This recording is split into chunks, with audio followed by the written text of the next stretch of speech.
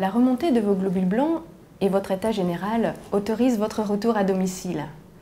Durant cette période de post-greffe, certaines précautions seront nécessaires. L'équipe soignante a élaboré un livret qui vous sera remis durant votre hospitalisation.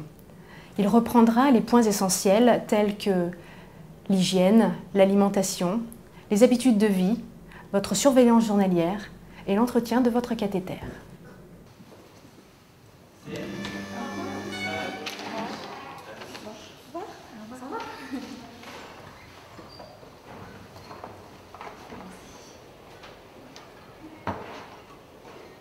Nous voulions vous parler d'une prise en charge ambulatoire de certaines allogreffes de cellules souches hématopoïétiques. Ceci est rendu possible dans le cadre des allogreffes à conditionnement atténué, compte tenu de l'aplasie qui est peu intense et de courte durée. Dans ce cas-là, il n'est pas indispensable d'imposer au patient un isolement complet en flux laminaire.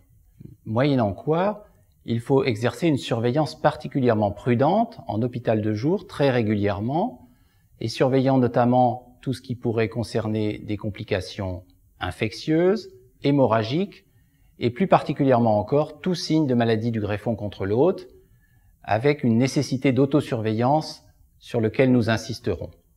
Par ailleurs, ce type de greffe ne peut être proposé que si le conditionnement le permet, si vous n'avez pas de contre-indication ou de tare organique qui puisse poser problème, si vous avez un entourage présent, si vous n'habitez pas trop loin du lieu de la greffe et si le service est équipé pour cette prise en charge en ambulatoire qui ne vous sera donc pas proposée de façon systématique.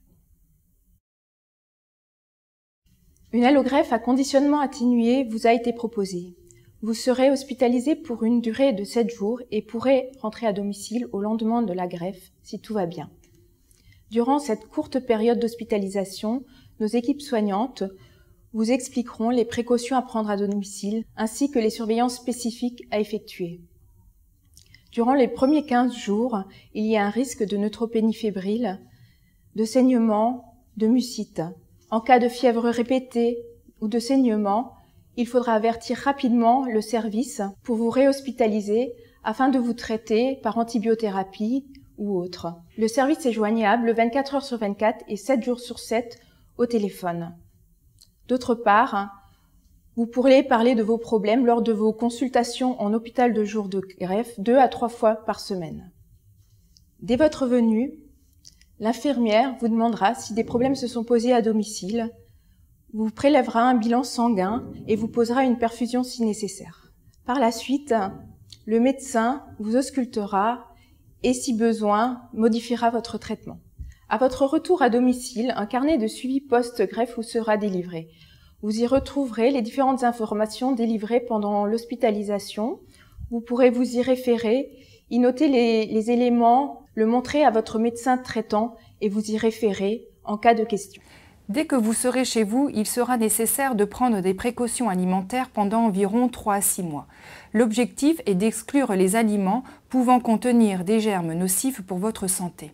Il est recommandé de vous laver les mains régulièrement, de bien cuire les viandes, de laver correctement les fruits et légumes, d'éviter de consommer des abats, des coquillages ou des crustacés et d'éviter de consommer également les fromages au lait cru avec une pâte persillée ou fermentée.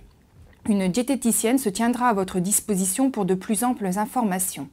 Nous vous demandons également de surveiller votre poids à la sortie. Pour cela, il est nécessaire de vous peser 1 fois par semaine et si vous observez une perte de plus de 3 kg, n'hésitez pas à contacter votre médecin. Après votre sortie de l'hôpital, une surveillance étroite sera assurée en hôpital de jour, 1 à 2 fois par semaine, puis 1 fois tous les 15 jours, puis 1 fois par mois, ainsi de suite. Vous quittez le secteur stérile et vous rentrez chez vous. C'est une étape importante qui est franchie, puisque effectivement vous allez retrouver vos proches, votre maison. Durant ces visites, nous allons surtout évaluer l'évolution de votre greffe, mais également l'évolution de votre maladie.